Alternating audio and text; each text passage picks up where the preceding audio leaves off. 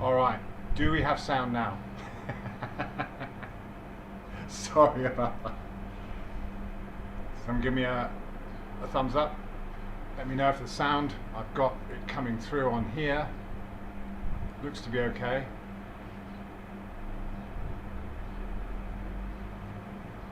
Just see if anyone can let me know in chat. Okay, perfect. Thank you, Mighty. Sorry about that. I'm using the microphone on the camera. I hope that's okay. Music Realm. Okay, you're off to work. Okay, well, great. You got work to do. That's your priority. Okay, go ahead. So, sorry about the sound issue. So basically, I was saying that it's finally a sunny day in Phuket. After a very, very long extended rainy season, and for the past week we've had some horrific floods in Hat Yai in southern Thailand. We're on Phuket, which is an island in southern Thailand, so we're cut off from the mainland, but it's been horrendous. These flash floods, kind of all this water collecting in this kind of basin of land in southern Thailand called Hat Yai. Thousands of people were trapped, locals and tourists. So it's been pretty much a disaster zone. The waters have gone down a bit now, but with the waters going down, bodies are being discovered. People were getting mixed messages about how the severity of the flooding, but it came quite quickly. So it's been quite devastating in that southern region, and they're still clearing up the mess. But the water was, as high as two-story houses. It was the whole city, and so a lot of people there wasn't really a proper evacuation made. People weren't really sure how bad it was going to be. So thankfully we're all right, but there's a lot of people that are really suffering. I'll maybe share some of those videos in a little while, just from Twitter, X feed, or what have you. So welcome in, thank you for coming into the chat. Yeah, it's been a while, hasn't it? One man, hello. Let me just go back through. Desert Eagle, hi. Uncommon Sense, hello there. Yeah, holy shit, stranger. Yeah, it's been a while. I mean, I've been obviously focusing on work, doing a lot of I had some editing jobs which came up, which I had to focus on people's memoirs and things like that. But the last couple of days I've just been working on my own book, which has been coming together for several months, bits and pieces here and there. But after kind of taking care of a lot of other people's books, I thought, well, I better get on with my own. So that one's inside the mind of a flat earther. So really looking at the whole kind of I'm starting it with looking at how the science of the mind, and how science and philosophy and religions, really, they're all very much the same kind of thing. We're all seeking some kind of truth. We are curious, and we are studying life, the universe, and everything. And really, there are parallels between, especially the Buddhist or Zen philosophy, and science, and the science of the mind.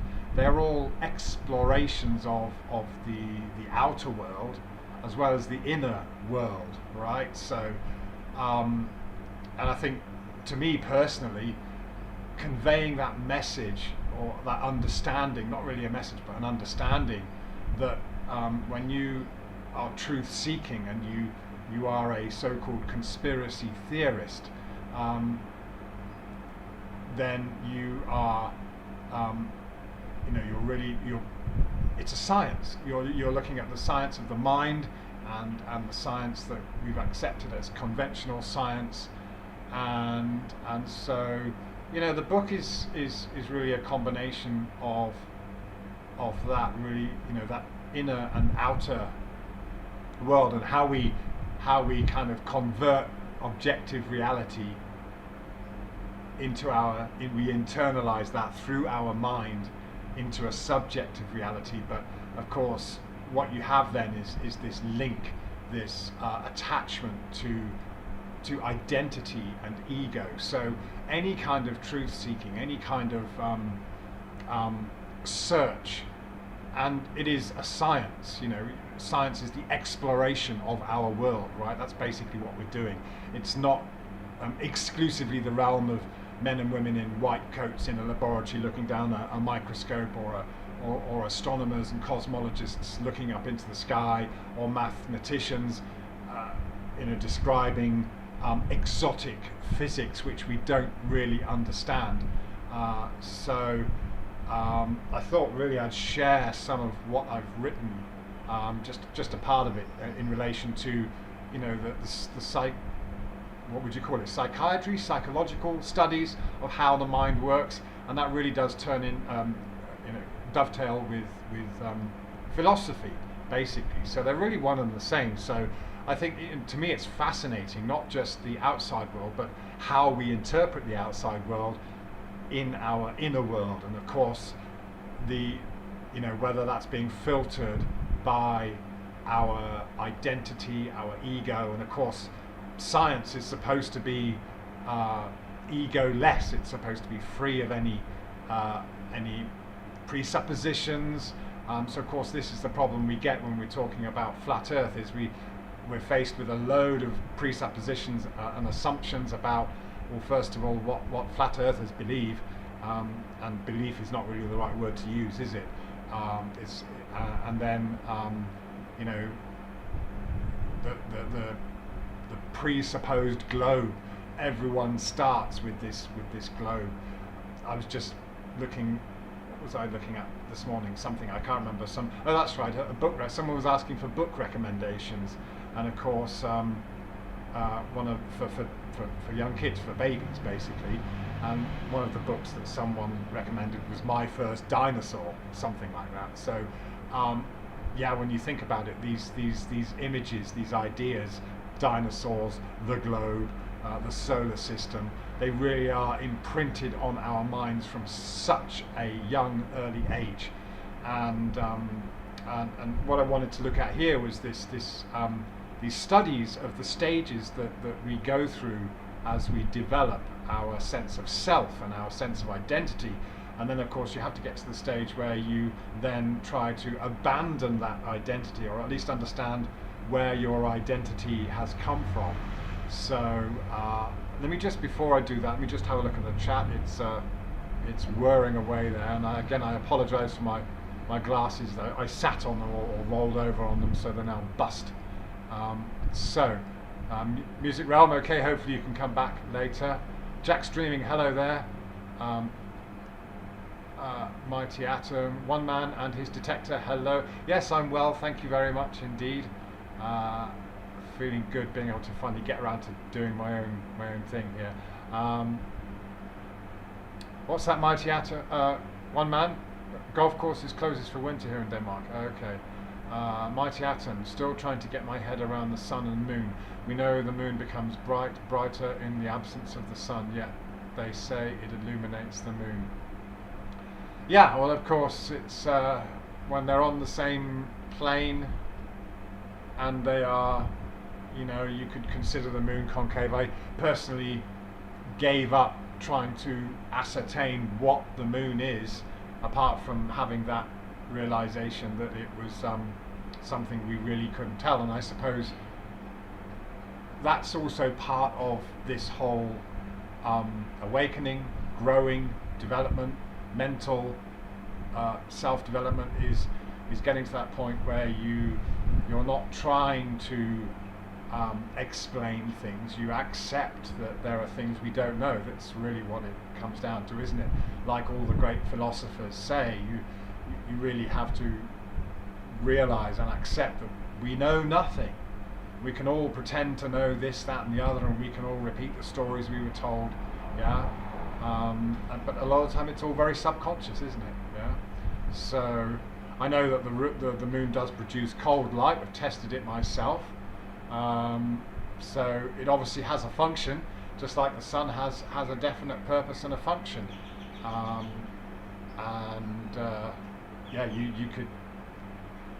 You could spend a lot of time trying to work out what it is and never really arrive at an answer, right?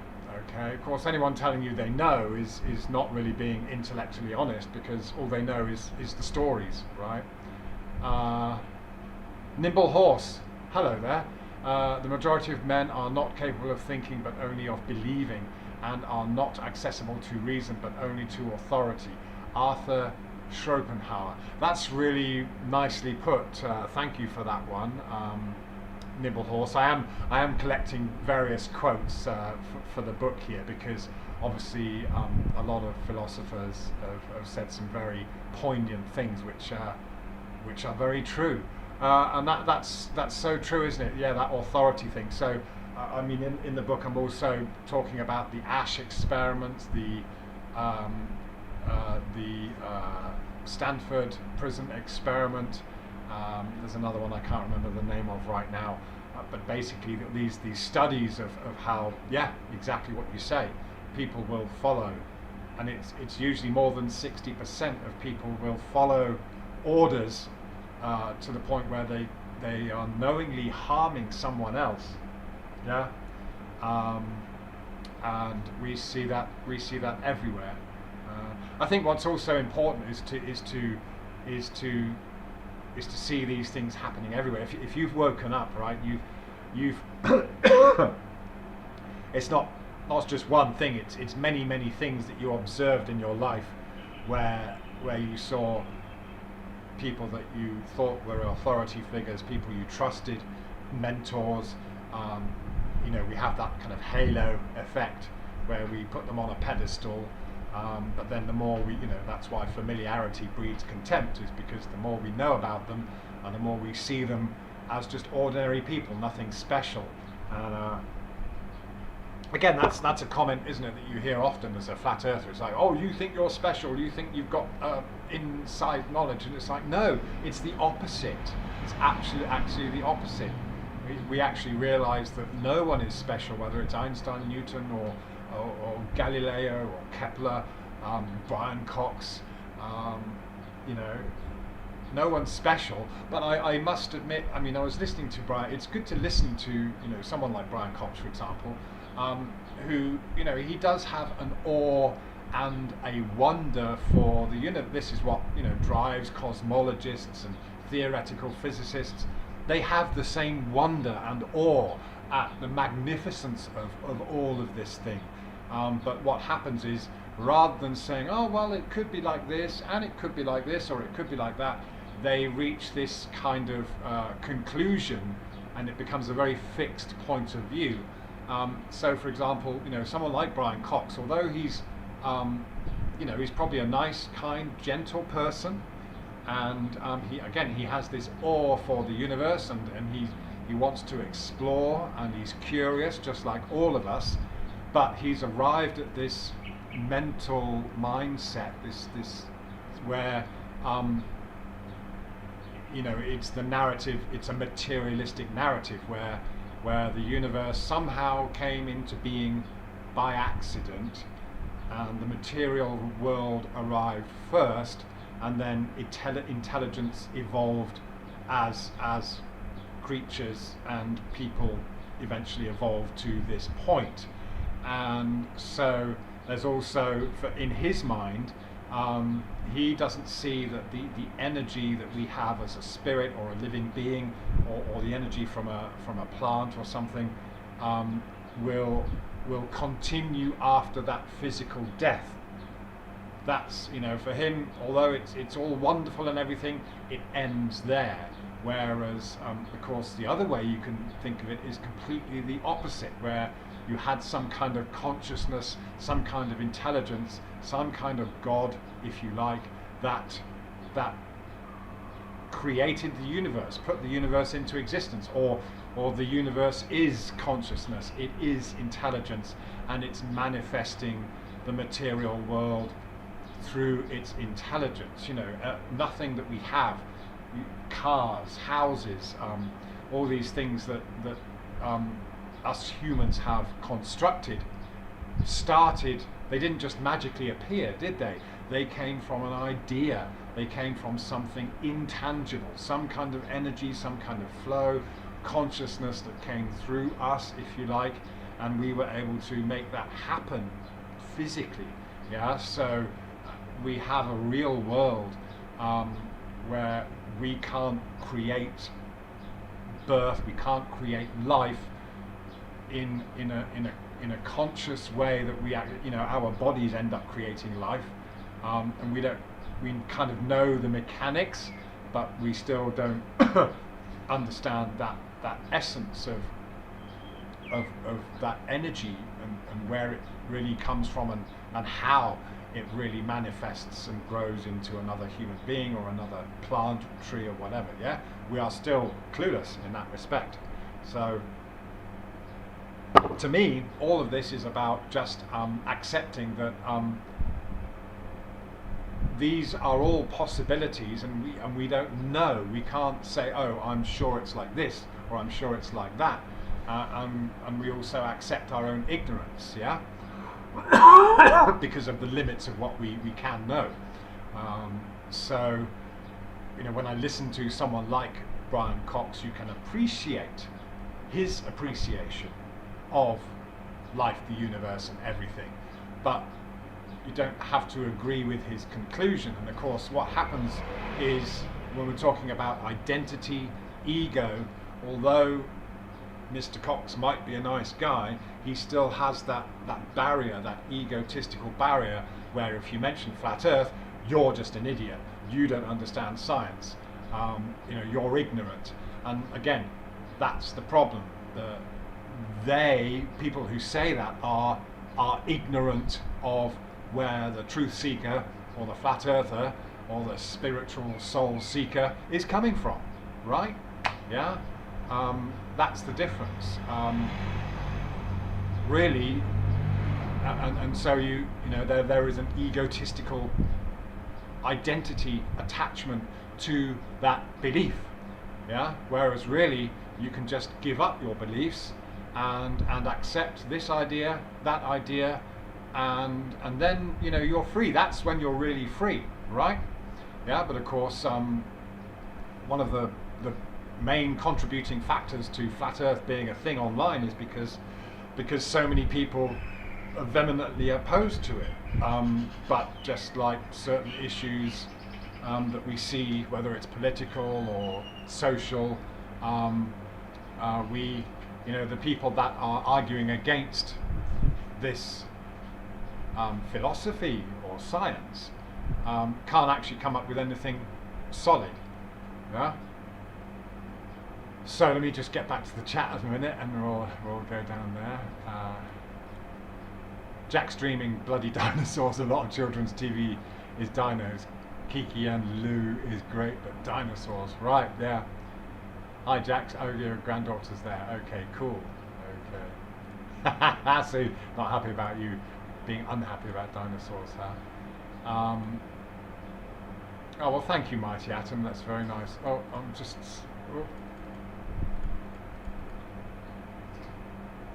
Oh, sorry. I don't want to miss anyone in the chat. So just let me just go through this gradually. One man, dreaming and believing is getting in the way of truth. Ah, good point. Yeah. Of course, we get so caught up in these fictional things, these ideologies, don't we? And it's tough. I mean, to be honest, I'm kind of, I've got teenage kids now, and I think it's important to talk to them about all the kinds of things that they're being exposed to. But it's challenging at the same time, because as a teenager grows, the mother and father, they want to kind of reject that kind of authority figure, don't they? They want to go with their mates, which is something we're going to talk about right now in a second. One man, men tend to do, then think afterwards. Yeah. Mighty Atom, plenty of Danes and Swedes, Finns in Cyprus at the moment. Really? Okay. Yeah. Tired, what's that? Tired iron, what's that? Tired Ron repair? I have a short video from a mountaintop on the fall equinox that shows a full moon setting maybe 2 minutes prior to sunrise. What could be lighting the moon? Yeah. I saw a video the other day where someone was showing a solar eclipse, so the moon is supposed to be in front of the sun, but then they moved to the side, they took the lenses off, the dark glasses off, and there was the moon in the sky. So obviously it wasn't the moon blocking the sun. I wish I'd kept that. I think I did. Maybe we can have a look at that. I think I bookmarked it. Yeah. So, yeah, all right, cool. Nimble horse.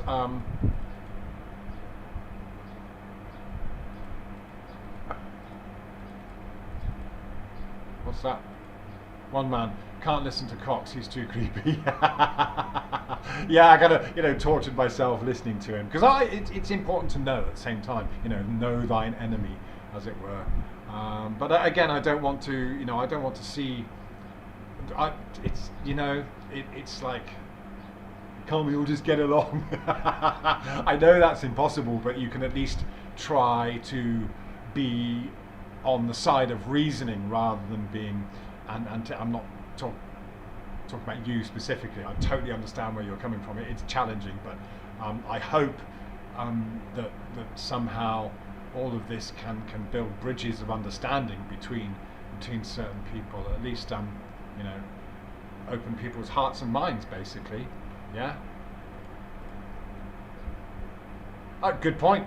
Tired iron repair. How does the Big Bang expand if it contains vacuum? And again, this whole idea of an expanding universe is just okay. You could say that the universe, it might be breathing, it might be just part, but the only thing they've got for the expanding universe is redshift, and it's already a presupposition because they wanted to find some kind of evidence or proof for the Big Bang theory. There was nothing. Again, it's just like the whole thing. Just as there is no evidence or measurement or observation of any curvature, there's the assumption of curvature, and it's the same. There's no evidence really, and nothing that we observed that said, oh, we must be in an expanding universe. So this is just a thought experiment connected to the whole cosmological heliocentric model, right? Because the stars are always the same. They have been for millennia. Yeah, that's the kind of glaring, obvious reality. So just as there is no curvature observable, there's nothing observable that would lead us to, in any way, assume whatsoever that we're in an expanding universe or that we're whizzing around the sun or any of that. It really is all in the mind because of a presupposed model, right? Yeah, one man, try and find a natural vacuum here down on Earth. Exactly, yeah. So I think, yeah, talking of models, I mean, it's kind of also what I want to get into in the book, but maybe I don't want to get into it right now. Life, universe, everything. 42, yes. Yes, indeed, one man. It's not 100%, but was thinking of going to Phuket next year for 3-week holiday. Maybe I could look. Of course, one man, absolutely, yeah, anyone's welcome, yeah. I honestly don't know if I'll be here. I've kind of got some loose plans to try and get back to England. I really don't know. It's kind of important. I'm running out of time to kind of top up the national insurance and things like that to try and get a pension and things, and just for my kids as well. They need some time there. So I don't know, but of course, if I'm here, absolutely you can come. Our place is small, but I would point out numerous. You tell us what kind of place you want, whether you want to be in the hubbub where it's all happening, or you want to be somewhere quiet. I can tell you where you can go and some cheap places to rent and all that kind of jazz. So yeah, I mean the accommodation options are immense here, no problem there, and boat trips and what have you. Yeah, so absolutely, I would always welcome that. Yeah, that would be good. Mr. Infinite finality. All right, cool. So yeah, let me just, if you don't mind, I'll just kind of start going through some of the stuff I've written already in my book, which is the stuff that I've kind of nailed down. So really, I was looking at the kind of the whole. I've got this whole section to start with on philosophy and the science of the mind. There was one guy, a psychoanalyst, Erik Erikson, which came up with these kind of 6 or 7 stages of development, which are kind of cool. but I kind of resonate more with this guy Robert Keegan, who came up with the evolving self theory. So he assumed that there's 8 stages of development in his theory, and they occur at certain ages. I'm sorry, down here. Robert Keegan established a different framework of 6 developmental stages that are not strictly related to age. Instead, Keegan's work, The Evolving Self, describes how the mind works at each stage. So yeah, there's no doubt that there are these different stages of development, and that's why we know it's especially prevalent during the teen years. What I think is really important here is that to Keegan, the self develops as the mind gradually becomes aware of itself. We build a mental structure of who we are and how the world operates through the 5 senses: smell, touch, vision, hearing, taste, with the brain acting as a buffer between us and reality, giving us a perception of the world which feels very real to us. I would say maybe I would maybe think about the brain and the mind being separate there. So it could be the mind that does it rather than the brain. The brain is really just a kind of processor in many respects. The mind is kind of that cloud of RAM or whatever it is that's influenced by many things. Yeah. Giving us a perception of the world which feels very real to us subjectively, but isn't actually objective reality. Because objective reality has no emotions. Our subjective reality has emotions interwoven with it. Yeah. So each of us basically experiences our own individual version of reality in our minds, not the objective reality that's not influenced by our minds. Yeah. So whatever's going on around is really it's objective reality. It's just happening, and we if we encounter it, then there's certain ways we're going to feel or interpret what's happening in reality, right? What I find really interesting about this one, though, is that Keegan theorized that we might go through stages in parallel or revisit the previous stage. So it's not necessarily a sequence of events. It's more like certain things happen and certain ways of thinking develop, and they can happen. These different stages that we're going to look at happen, can happen at the same time in parallel or not in any particular order. But what he does point out is that we may or may not progress through all of the stages during our lifetime. Many of us get stuck halfway, and others go beyond. And so this is what a lot of those conformity experiments also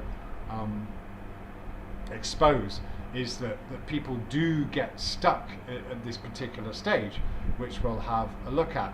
So according to this guy, Keegan, what was his first name? Doesn't matter, Keegan. Okay, we've got stage 1. Stage 1 is the impulsive mind. Yeah, let me just check if this is coming up okay on the. Okay, all right. I'll get back to the chat in a second. I'm just focusing on this. So, stage 1, the impulsive mind, is a reactive survival stage in infancy and early childhood, in which we do not yet distinguish ourselves from the immediate environment or urges. Like a baby will just poo its pants and this, that, and the other. It's not really got any awareness of the self. It's just kind of reacting, which makes sense. So that's the impulsive mind stage. And with no concept of self at this stage, we simply process sensory data: touch, smell, taste, whatever. It's we get a taste, upon which we build the foundations of our worldview. So of course, even at that early stage, even though it's a kind of impulsive mind, and we're really not very much aware, or we're just learning, there's this, we do at this stage also, according to the other guy, that I'm not going to go back, but there's this kind of, that's where we learn trust and mistrust in this first early stage of our life. So the way our carers treat us, the way our parents look after us, whether we're kind of just abandoned, whether we're well fed or not, or whether we end up being hurt or smacked. A very young child, an infant, can quickly learn about that and quickly learn to either trust or mistrust people, the world around it. Yeah, you can imagine if someone is brought into this world and they're abused, or they're ignored or not cared for, then they will develop in a different way to someone who's given comfort from those very early ages. Yeah, so there's that. And then stage 2 is the imperial mind, where we begin to experience personal self to form a more consistent identity that's primarily founded on our own needs and desires, self-interest. So we're talking about getting into that young adult teen age where it's all about me, and we've all been through that. We all know that, and we're worried about our hairstyle, or how we look to the rest of the group, the hive mind. Yeah, so it's founded on our needs and desires as we interact with the outside world. But the way we interact is based on the model of the world we developed in stage 1, and typically evolves during adolescence. This imperial, self-centered mindset can cause us to be manipulative in those turbulent teen years.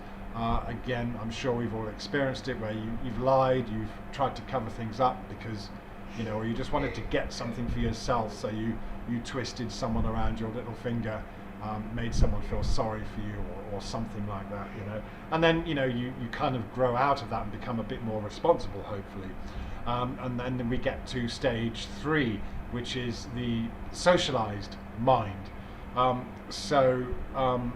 This usually occurs in early adulthood, when our identity is heavily influenced by our social group, even more so than the previous stage, relationships and the expectations of others. We tend to form a social self as part of that group, feeling compelled to conform to social norms and form opinions by assimilating them from our group. So if you think back to when you were in school and things like that, maybe I remember, we might have all watched some comedy show, The Young Ones or something, and the next day everyone's all, your gang of friends is all talking about that. You're repeating lines from that. It's cool, you're sharing something, it's a social thing that you're sharing. Sometimes I felt a bit left out there because I wasn't always allowed to watch, the controversial programs that other kids watched. Grange Hill was one that my mum would always complain about when it came on, and not want me to watch it.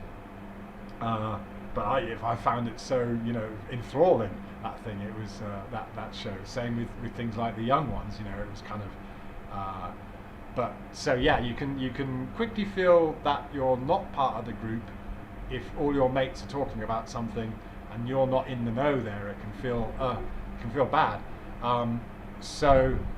We tend to form a social self as part of that group, feeling compelled to conform to social norms and form opinions by assimilating on that group.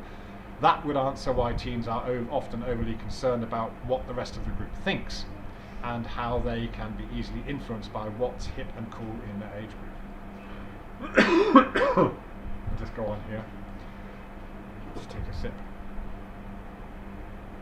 With those influences, we tend to build a mental architecture that's similar to our group's hive mind, in which we'll either feel very much a part of that collective, or we'll struggle to fit in as we realize we're wired differently to the rest, such as the introverted nerd who struggles to fit in socially, or the one who secretly prefers compassion over ridicule.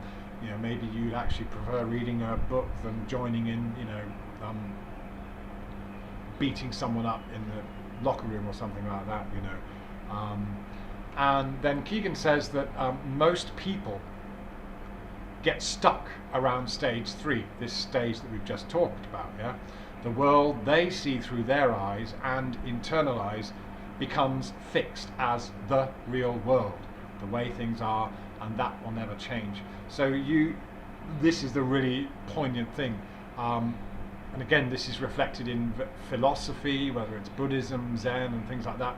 There is this stage where we get to where we really have formed an identity, and we become comfortable with what we know.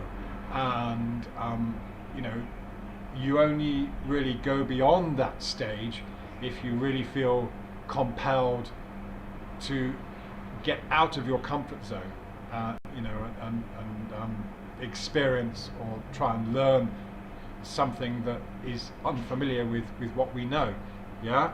So I'm just adding my own little thing here. To me, that getting stuck in the third stage is where intellectual laziness kicks in as we try to defend our fixed world of view. So yeah, you can see that people actually spend a lot of energy being intellectually lazy because they just don't want to go there. They'll make excuses or they'll make up reasons, for not thinking about a point that you make. Let's say, the horizon's always level, and the horizon rises with level.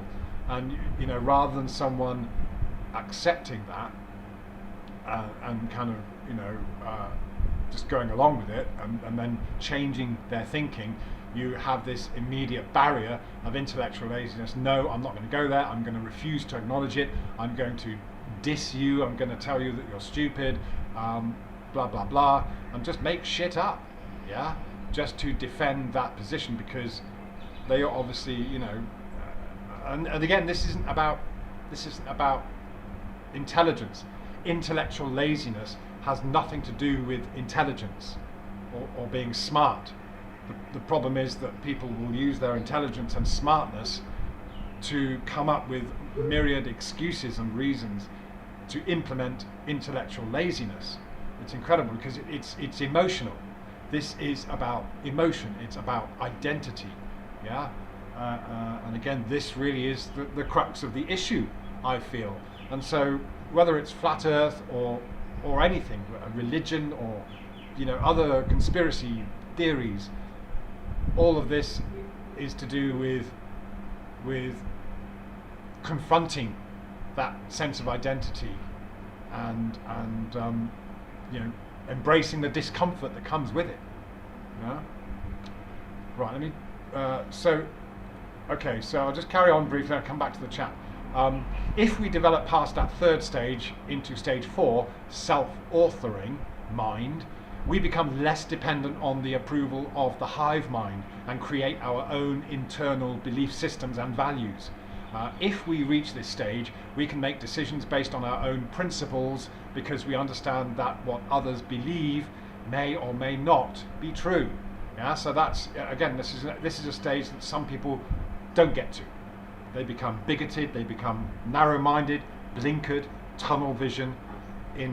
My view is the right view, it's the only view, and if it doesn't fit with my narrative, my belief, my identity, then I don't want anything to do with it. Yeah, and that's just really, that's harmful. That's not, that doesn't get you anywhere. That just, it's a shame. I genuinely feel sorry for people that get stuck in that stage because as a truth seeker, as a flat earther, and you put your stuff out there, you just want to say, hey, this is, to us, it's fine, because it's like just like a real scientist would be happy to be proven wrong, and that's interesting. That was a dichotomy that I detected with Brian Cox, for example.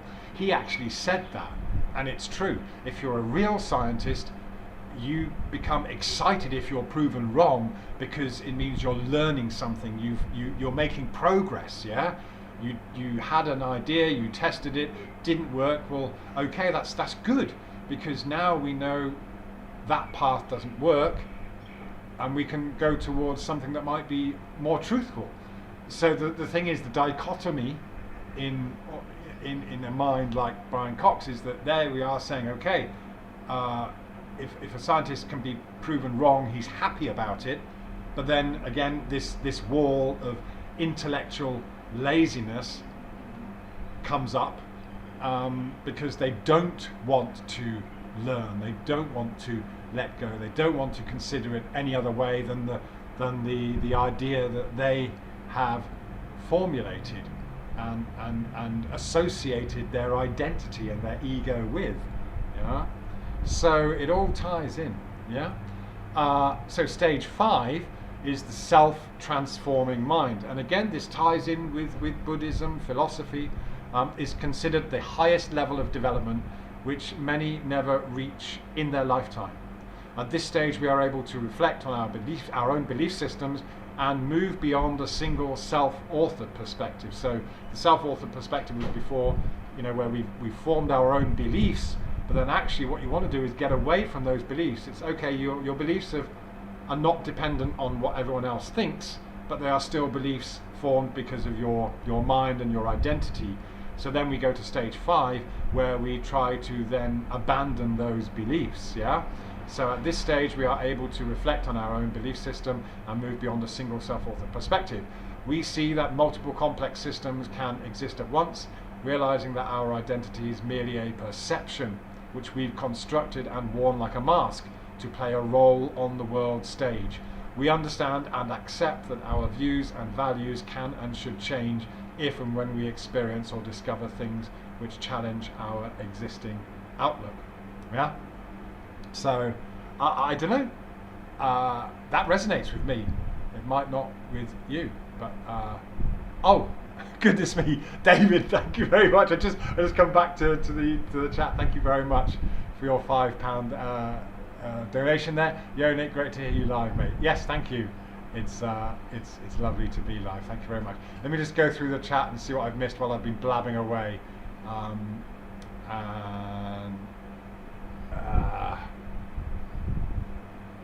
Okay, I hope you're not missing that. The audio's low. I'm very sorry about that. I'll try and bring this closer.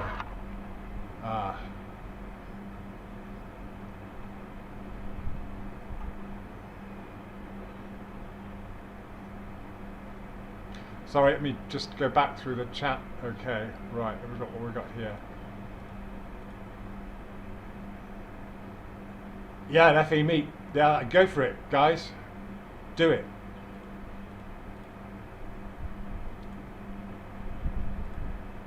Yes, would be brilliant. Yes, definitely one man. Let's do it. Okay. Watching, what's that, Mighty Atom? Watching Orion's belt rise in the same place for the past few nights whilst listening to a very talented violinist. Professional, trained in France, classical violin music. Whilst, oh, lovely, beautiful. Yeah. That's it. This is what it's all about, isn't it? Appreciating the moment, just having that awe and wonder, yeah, and really enjoying that. And that's really where you need to get to, because part of this truth seeking, part of this understanding is that, if we can accept that we're not going to get the answers, we're not going to really prove how and why we are here. That's all future stuff, it's all imaginary stuff. So what can we do? What we can do is just appreciate the moment, yeah. And it's fantastic.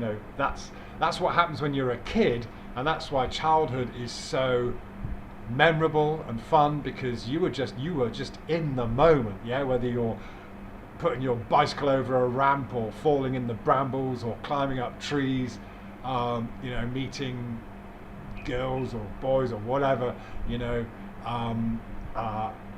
you are in the moment, yeah. That's what's so fun. And then we slowly, gradually, get preoccupied by the future, yeah, and the blame game, and kind of feeling that there's often a feeling that we lose control of our lives. Well, again, we're not always in control, but then we have to kind of go with the flow. But there's these other control systems are put upon us. I remember feeling very stressed as a kid, because not just because of all the pressures that people are putting on you, and because that's what you've got to do, that's the way it should be, you need to do this, you have to do that, and you're just trying to enjoy the moment, and people just want to distract you from that, yeah. So yeah, Dr. Baz Reverse Psychologist. Globe model of the sky is a lot more in depth than I had realized before. It's actually amazing. Earth's planar, of course, but the globe model is impressive.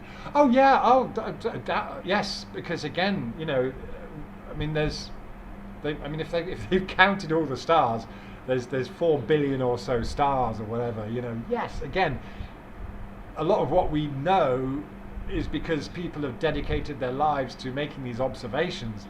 At least we see these patterns and things like that. It is very in depth, but ultimately what you end up with is an explanation, and consensus that is only designed to really fit a theory rather than being an acceptance of reality, or just saying we don't know, that's the limit of our knowledge. Yeah. But yeah, it's amazing. Well, I'm sure different stars produce different light and things like that. We can analyze them in many different ways, and all the other. It is incredible, and it's like, yeah, how did this all come about? What's it all about? Oh my goodness. Someone's made a £5. Is that another? Hang on a second. Oh, Mighty Atom, thank you very much. Okay, much appreciated. Thank you very much indeed. Appreciate it. Yeah, hopefully that will just push things up to my $100 benchmark, so I can actually get some money released from AdSense, because I'm not doing the ads anymore. So the donations are well received. Thank you very much.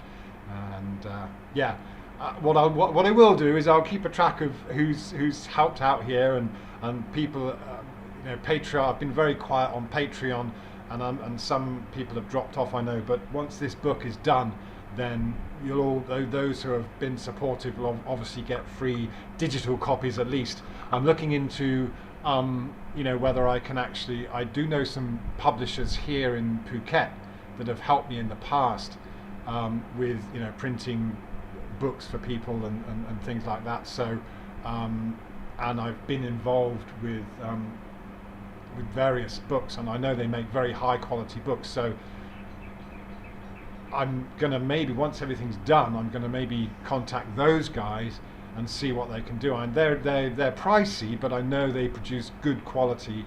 And I don't know if I would need to do a print run of 10,000, because once they set these machines up, then you can't just do one or two. You've got to do a whole print run. So that's what I'm looking into at the moment, is how to accomplish that, rather than because the thing is, I've helped edit a lot of books for people that end up selling on Amazon, and they might do well, but I'm really not sure how much actually goes to the author compared to what Amazon takes. I think there's a bit of a threshold as well. Like, there's a certain amount you have to sell before you start making money.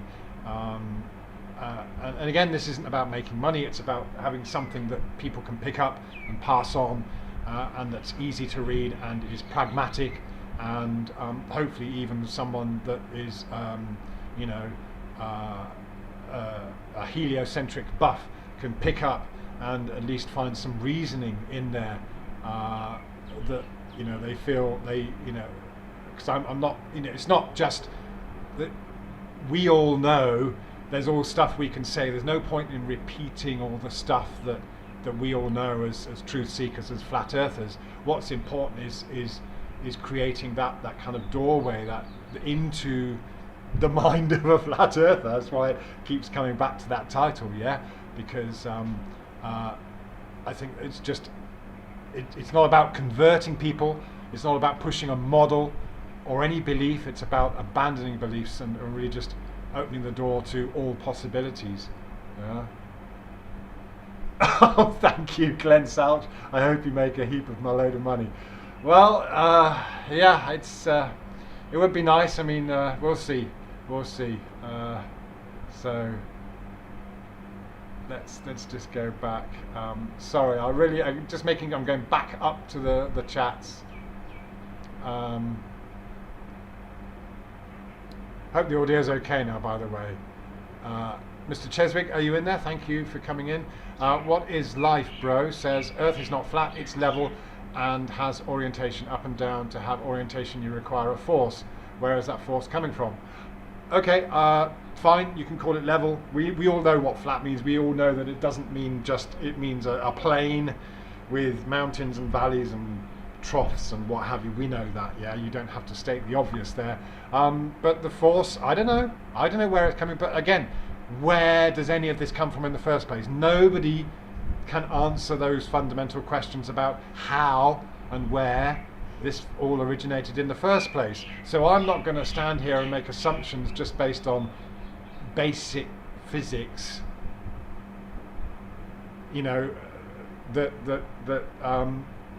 where gravity comes from. I mean, it's part of where we live, yeah. And no, even if you believe in the kind of force of gravity in the mainstream way, all they're ever doing is describing it. All Newton ever did, all Einstein ever did was describe it. They don't really have an answer to the cause, really. All you can ever do is describe that it's a case of relative density, yeah. And again, that's not proving anything. That's not making any claims about what it is. It's just a description of the environment we find ourselves in, yeah. So yeah, does that explain it? What is life, bro? Yeah. What is life is to answer your handle, is to really accept that we don't know where we are, we don't know who we are, we don't know how it all works, yeah? Once we accept that, then we're getting somewhere. That's progress. But coming up with theories and things like that, and claims, is not progress as far as I'm concerned if you can't back it, yeah?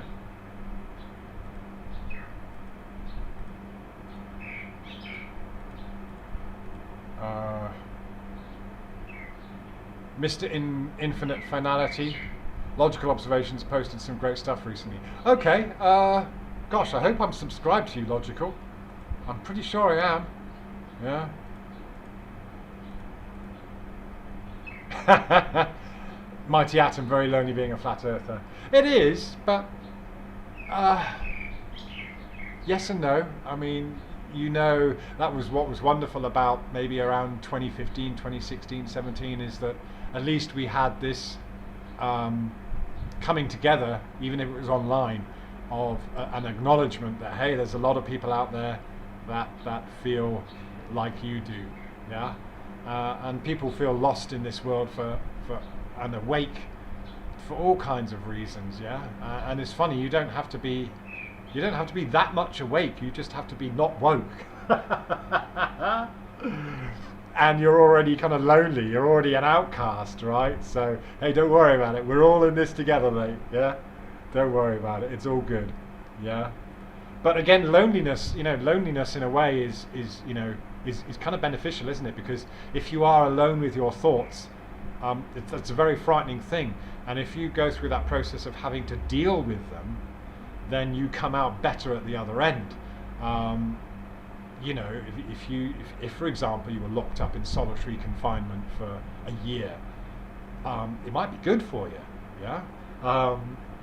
In the Thai culture, it's tradition to enter, men, when they sometime before they're about 21, I think, they would enter the monkhood, and it's funny because then all of a sudden, when you're younger, you're whying and you're bowing to your parents, but when you become a monk, the parents are whying and bowing to you, but they're not bowing and whying to you, they are bowing to the Buddha inside you. So there's only one time when I've gone to one of those ceremonies where it was a guy that was working under me, Thai guy, when I was working at the newspaper, and he was going to enter the monkhood for whatever it is, 3 months, 6 months, whatever. And I was asked to go along. And part of the tradition there is, as someone who's invited, is you get to cut a snippet of their hair, because obviously they kind of shave their heads, so you participate in that. And again, that really, the shaving of the hair and the eyebrows actually is really about just getting rid of anything material that would be fashionable or something like that. It's because it's funny, isn't it? Actually, the eyebrows, we don't notice it, but when someone's eyebrows, and especially when women do stuff with their eyebrows, it's very noticeable. But at the same time, it's kind of not. We don't necessarily notice the eyebrows until they're pointed out. Yeah. So. Dr. Bass, the psychologist, says, just call yourself an earther. No need to point out the obvious. Yeah. I mean, okay, fair enough. But then I don't mind flat earther, because it prompts the conversation. And it's just one of those things that's out there, and you can you can get people to react, and you can enter that kind of discussion. Yeah. Hello, Zoo Scott. Good to see you, my man.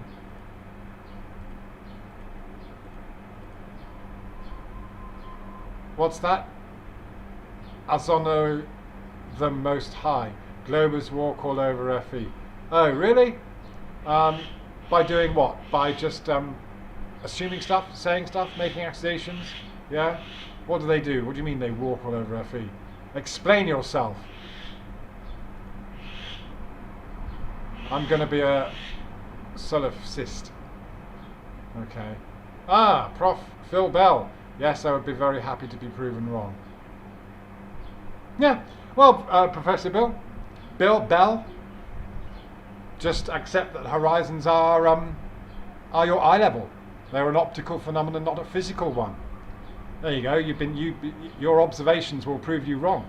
Yeah. About any claims you've had about the horizon being curvature. But you say that, but you won't. You'll argue against it. Mr. Cheswick, there's no shame in being wrong on anything. The only shame is on not asking the questions to find it. Yes! Nice one. Nice one, Cheswick. Yes. Yeah. And of course, that's the thing, isn't it? You ask, where's the curve? Oh, but then Polaris and the sun and... Yeah, where's the curve? Yeah, but radar and navigation. Where's the curve? Radius, mathematics. Yeah, where's the curve? Yeah. The fact that you can't answer is how you prove the wrong. Yeah, and that's it. Silly questions, Mr. Cheswick. Silly, fundamental questions about the origin of your presupposed models. Yeah.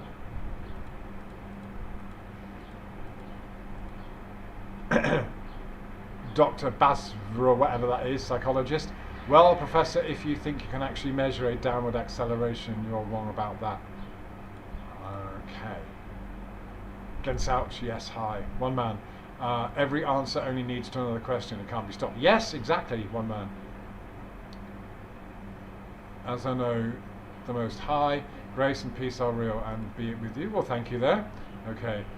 Cheswick, remember we all started out in our dad's bollocks swimming around like lunatics, yeah.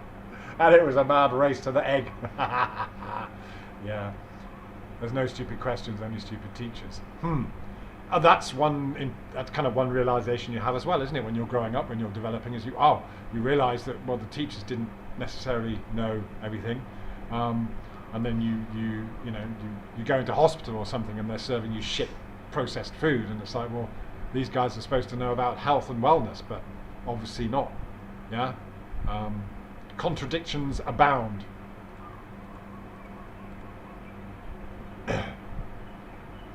Well, thank you, Mighty. Okay, Mighty, you've just kind of the amount of times I've watched it, very deserved. Well, I of course I appreciate you coming in. Yeah. As on the Most High, we all came from one source, and that source is good. So there is hope for us all. For out of good and through good and to good are all things. Okay, nice. That's nice, positive. Yeah. Elder Bear, if you were to measure curvature, how would it present itself to you? Well, that's a drop over distance according to your model. The globe predicts 8 inches per mile squared, or what is it? 7 feet over 10 miles. Yeah. There are numerous ways that curvature should be presented to us, and it should have been the fundamental thing that was observed and tested and measured in the first place for anyone to say we live on a globe. Yeah. So the very fact that does not exist, and all you have is observations of Polaris and the sun and assumptions about what they are and where we are, which could have been any particular model. This is the thing. Again, we understand that cosmological models are myriad. There are many different models you could come up with, depending on what's actually happening in the sky beyond us, beyond what we know. But you're all making these assumptions, and you're assuming that the Earth is curved because you're looking up at the sky and you have a certain specific cosmological model. The model shouldn't come first. The model should come after you've actually measured some bloody curvature. So when the flat earther says, well, where's the curvature? Because I'm told I live on a globe, and I'm told that the earth curves at this amount over a distance. Well, where did that come from? And then people go, oh, Eratosthenes, 2,000 years ago. Again, all he did was shadows, and it's a matter of interpretation. Yeah, it doesn't prove anything. The shadows occur, and they could be with a local sun on a level surface or a curved surface, yeah?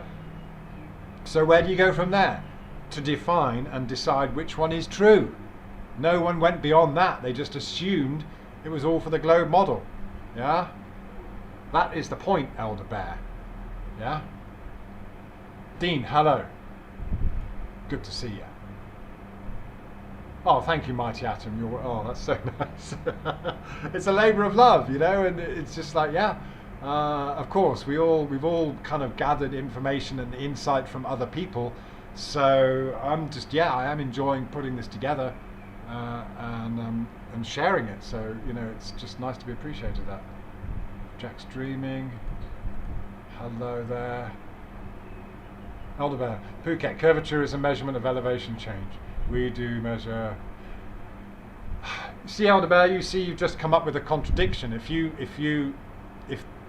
there either is or there isn't a difference between elevation and curvature, because when you start getting into this, you'll say, well, level is curved. Level. So actually, what you should have is three things. You should have a measure of horizontal level, one, a measure of your curved level, and a measure of elevation change, because obviously jumping off a cliff or a valley or a mountain, that is a change of elevation, yeah? But as we know, if you elevate yourself above the earth and the horizon rises with your eye level, nothing changes with your elevation apart from the distance we can see across, because there's less compression over distance, yeah? Okay? So no, you can't come out with a ridiculous statement like that about elevation changes, because elevation changes occur on a level surface with you know, obviously changes in elevation, yeah? But that is not curvature in your heliocentric model book, is it? Yeah? So you're contradicting yourself, Elder Bear. I don't give a fuck about what Jaren says, so you can keep him out of the conversation, for fuck's sake. Yeah.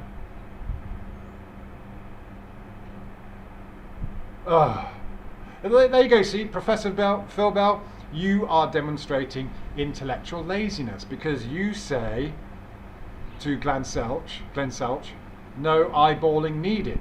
GPS coordinates are extremely accurate. GPS coordinates don't mean anything. They don't prove the shape of the Earth. Yeah, they're just a coordinate system that works either a level surface or a curved surface or whatever.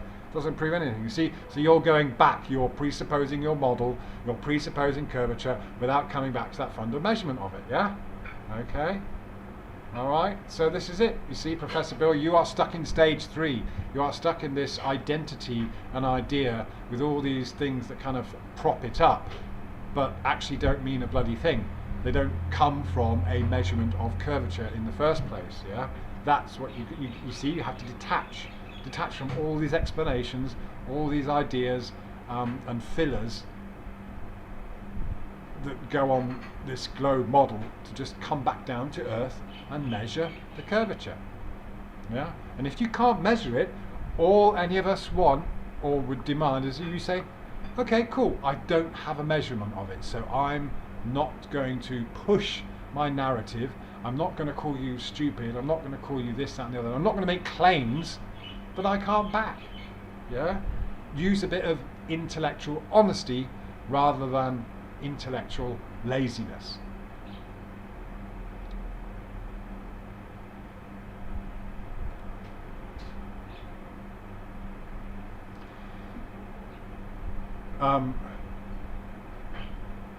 As on the Most High, like people who believe they live on a spinning ball, believe this as they walk around on flat continental plains. Yeah. Mighty Atom, good question. What came first, grid referencing or GPS? Yeah. That's right. Yeah. All right. So I mean, I won't bore you with more of the book. I can obviously, save that for when it comes out. But I'm really impressed with how it's going because it's really taking shape. And I think obviously, I do put some accounts in there of coming to Thailand because obviously that was, the whole. I think it's important to emphasize. For example, even though I came to Thailand with what I thought was an open mind, I really wanted to learn about the culture. I was open to it. However, it still took a 10 years or so to even start to understand and appreciate and accept this different way of doing things, a different lifestyle. And everything is completely opposite, yeah? So that's the thing, just even if you are receptive, subconsciously we never are because of that programming, because of what we've talked about, these different stages of development that we go through that really hardwire our minds and our brains, that make it very, very difficult, even if we are open-minded, to challenge what we already know. And this is it, when people like Earth Bear and Phil, Professor Phil Bell, when you come here and you make these claims, accusations and statements, we all know that you're coming from that stage 3, can't go beyond it kind of mindset, yeah? There's nothing we can say or do that would change that. That's up to you, yeah? And this is the whole point. This is ultimately becomes a personal journey. It's not about winning an argument. It's not about winning a debate. Yeah, it's not about who's smarter than the other. Yeah, it's about reaching a realization and an understanding and an acceptance of the way things are, and the fact that we can all interpret it differently depending on our ego, our identity, yeah, and our belief systems, which we should endeavor to abandon if we are to develop any sense of, spiritual progress.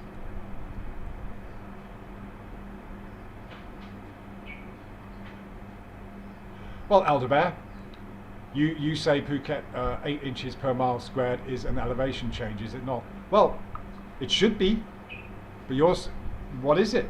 You tell me. Yeah, because you're saying level is curved, but it curves at 8 inches per mile squared, so that is a difference from horizontal. So all you've got to do is measure the difference of horizontal, be able to measure the horizontal, not claim that horizontal is curved, but show that there's a difference between horizontal and curved. That's it. It's very, very simple. Yeah? Yeah? Mighty Atom. It's amazing what can be achieved with a square and a compass. Plenty of clever maths creates a globe. Yeah. Yeah. Yeah, that's right. And it's funny, isn't it? Because there's when that realization hits you that, oh my God, it's all just imaginary. It's all just interpretations, it's projections. Yeah, the coordinate system and everything. And I think this is a problem we all face with all sorts of things, because we're talking about social ideas and constructs that are just things in the mind that are different to the actual reality. I mean, it's very easy to get lost in that, and that's kind of, we're all guilty of it. Yeah, we've all done it, all been there, got lost in ideas, and who. You see, there you go. See, Professor Phil Bell, you're assuming that just because you can measure GPS coordinates, that's curvature. That's asinine. That's idiotic. That's childish. Yeah, that's not. That's just an empty, baseless, unfounded claim. Yeah.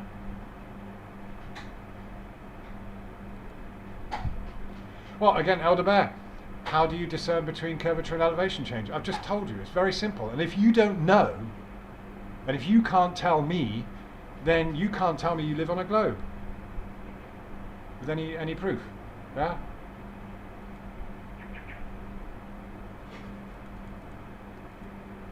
Billy Zig, hello there.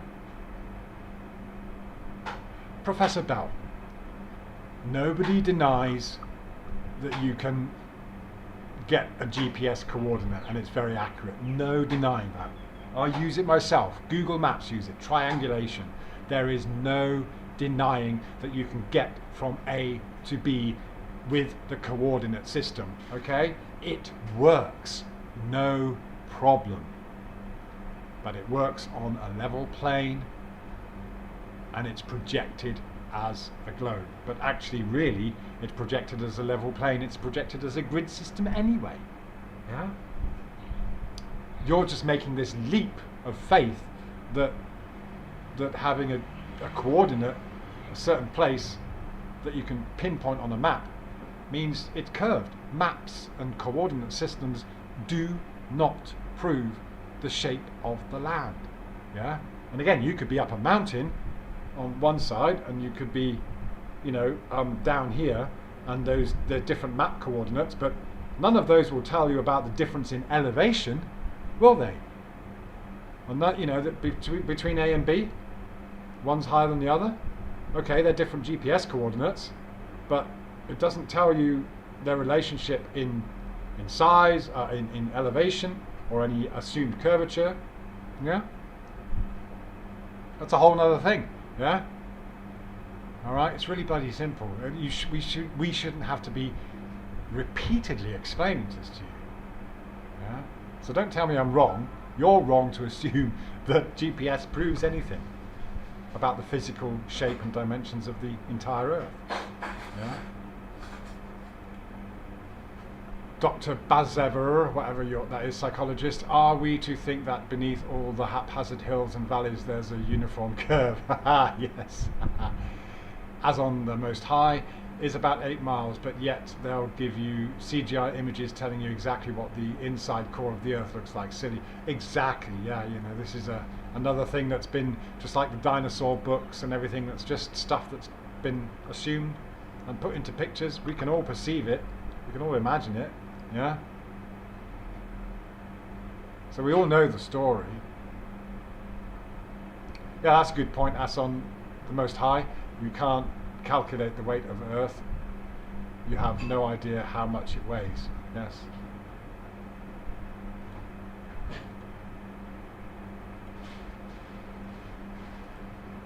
What's that?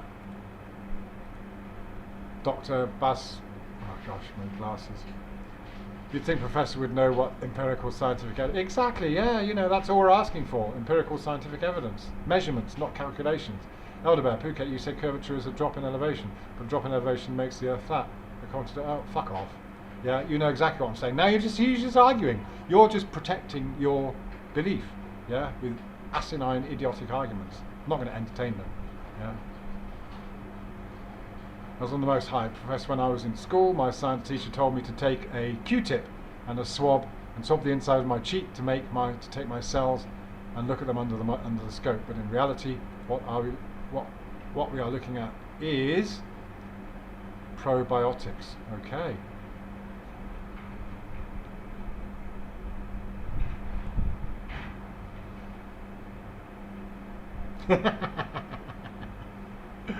Yeah. All right. So what I was going to do is just very briefly. It would be great if anyone's got any ideas as to. I've got a whole list myself anyway of the misconceptions, the misconceptions that people have about flat earthers. Yeah. That's something I'm going to add in the book. Obviously, it's addressed in a lot of the main content, but I'm going to have a section where I think it's important to just address some of those accusations and things that you regularly hear.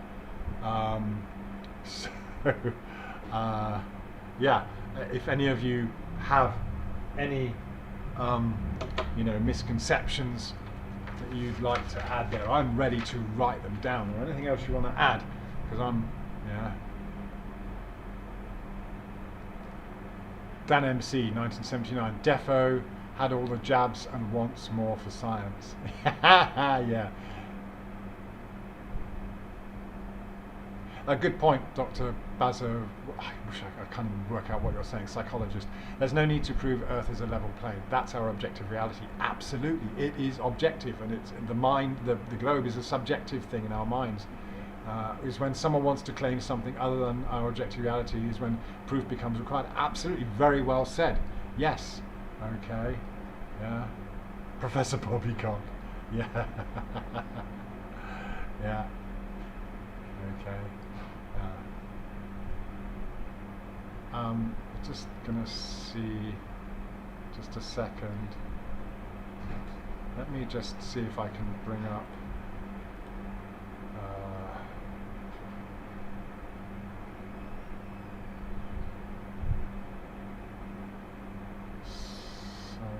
I'm just sorry. I'm just gonna see if I can bring up.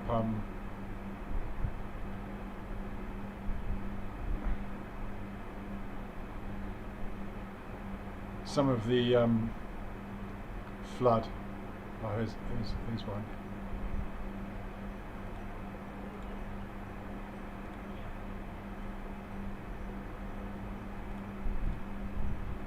This is a clip from the floods in Hat Yai in southern Thailand. So you can see here that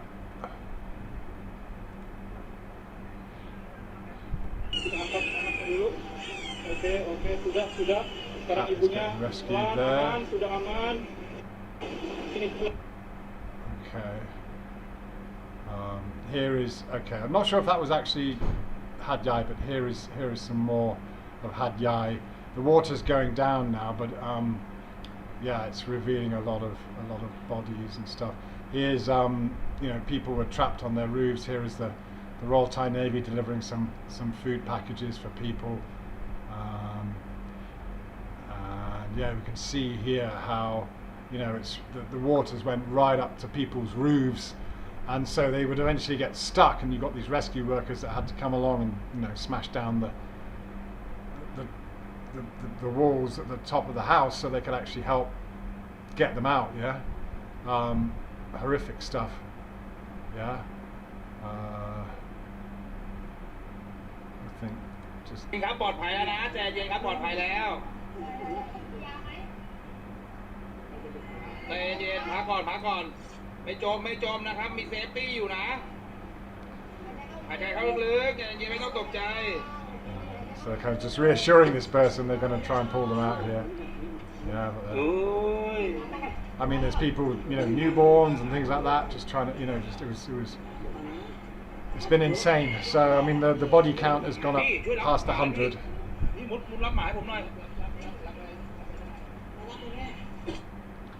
This is a good one I saw. Is the sun setting in front of the horizon.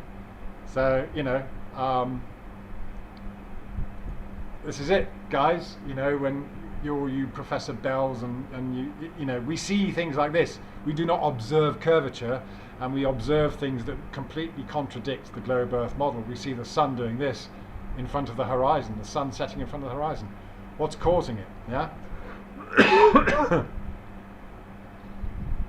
It's certainly not a globe Earth. Yeah. Okay. Here's some more of.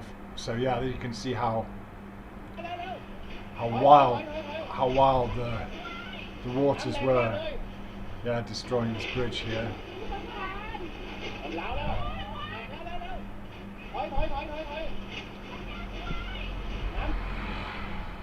And this gives you a kind of aerial view of, just the devastation. Yeah, it's just, it's not just knee-deep floods.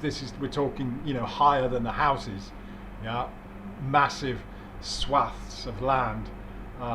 So it made it kind of inaccessible for a while because the water was travelling so fast as well. The rescue efforts were hampered by that. So yeah, you can see widespread devastation. So this is just literally a few miles from me on the mainland rather than on Phuket. It's only for now the first time we've had some sun in a long time, but it's been unprecedented. They say it's like the most rain in 300 years, but it all fell within like 2-3 days. It was just like massive downpour. So you got all these different rivers which feed into that kind of basin, and it just wasn't getting out in time. That's another aerial view. Oh yeah, and of course when the floods come, so do the snakes. I'm not sure what kind of snow that is, but rather a large one, making its way up the road there after the flood. Yeah. So that's pretty cool in some ways. Here is, you know, this is how it was. You know, there's some people on the roof there and getting rescued. This is maybe 2 or 3 days ago, but you can see how high it is. You know, it's just right up to their roof there. Nowhere to go. Yeah. So it's been pretty horrific for them. Yeah.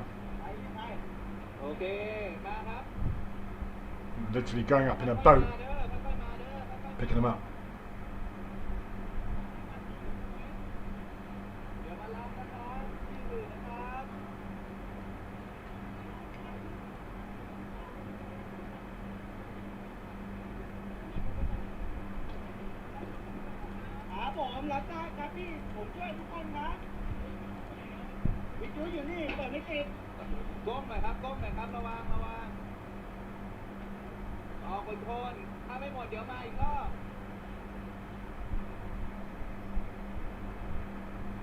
Going south, says to Elder Bear Lake. What's that? Okeechobee is approximately 14 above, it's 14 I suppose, feet or meters above sea level with an average depth of 9. When standing on the shoreline, do you think its center is over 500 miles above your head? Yeah. Mabs 2757 Phuket word. Nick, would the land have to be generally flat to flood like that? Well, as I said, you know what this area is like a basin, yeah, and it has water from higher elevations around it flowing into it, so it just literally filled up like a basin, like a tub, yeah, and it didn't, you know, have time to really, you know, run off. It couldn't really go anywhere, yeah. So I mean, you got to ask yourself if that would happen if it was a globe.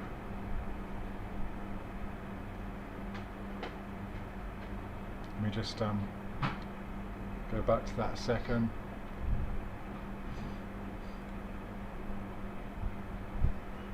There's some, yeah. Oh yeah, this one, there was like 50 people stuck here in this house. So they're delivering stuff. Yeah. Not too bad for them. There's more people. So you know, you can see carried on raining, and you got whole families just on the roof. Nothing.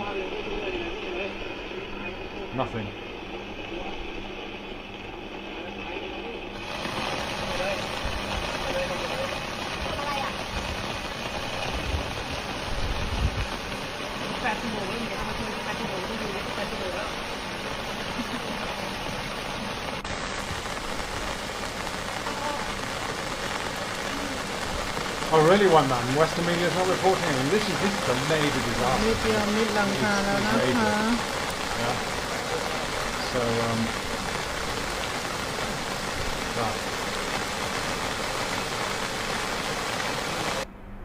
you can see some more here.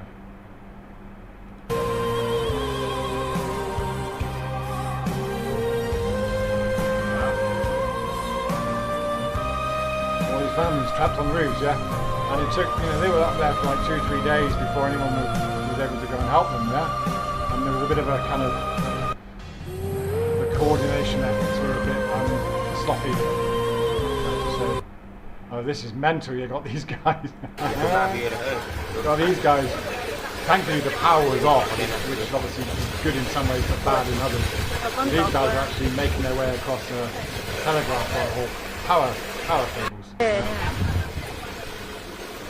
ดูหน้าพี่เลยดูหน้าเลยคนนี้นะดูผม โอ้ยแล้วต้นดอกเลย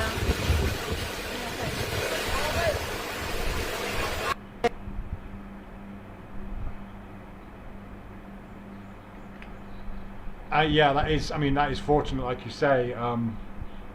That in some way, I mean, it's colder than usual, but it's not freezing cold. I mean, yeah, might not necessarily induce hypothermia unless you're obviously starving. But yeah, there's yeah,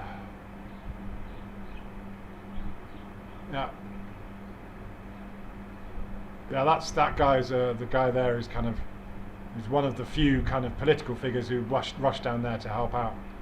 Yeah.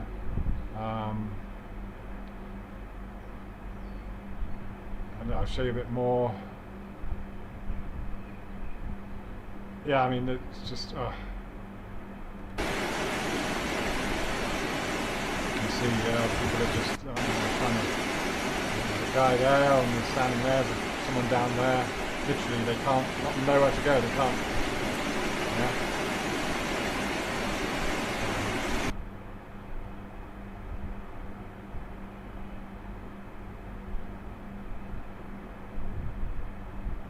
Anyway, I think that's most of my coverage of that. Yeah. So let's get back to this.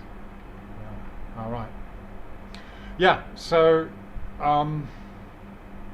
yeah, mental, isn't it? Really. I mean, you never know. You never know. Got to always be prepared. You'll never moan about going to Asda again after seeing those guys on the telephone. Yeah, it gets pretty raw, doesn't it? You know, that's the thing. You just. Yeah, when we see life in other places, you realise that sometimes we're pretty comfortable. Yeah, hello beef, well-oiled beef, hooked. Yes, the mathematical wizards historically converted the dome's curvature to a matching Earth's surface curve with intense mathematical celestial tracking relationships. Yeah, calculus. Yeah, well said, mate, well said. Yeah, it's very simple. Yeah, it is very simple. Yeah, gosh, Professor Bell, you see, you have this incapacity to learn. You're just too stuck. You know, several people, including myself, have explained to you why GPS coordinates don't prove a goddamn thing, but you're still there harping on about it. I mean, I'm sorry, but you cannot have a conversation that goes beyond your bigoted, blinkered thinking. Yeah. So, yeah. All right.